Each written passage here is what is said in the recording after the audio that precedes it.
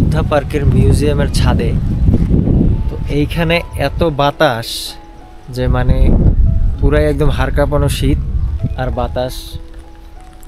তো আমাদের দেশে সাধারণত এরকম বাতাস শুধুমাত্র ঝড় তুফান আসার আগেই আপনি ফিল করতে পারবেন।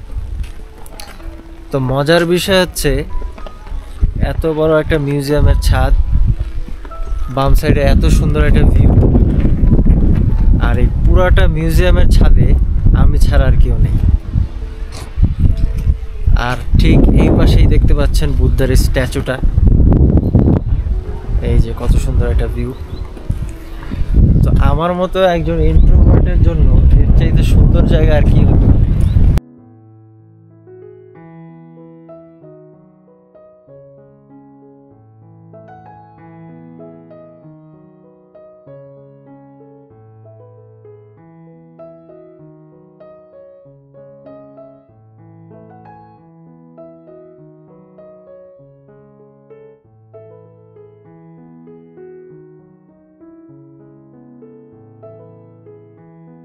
কিন্তু এইখানে বাতাস এতটা পিওর, মানে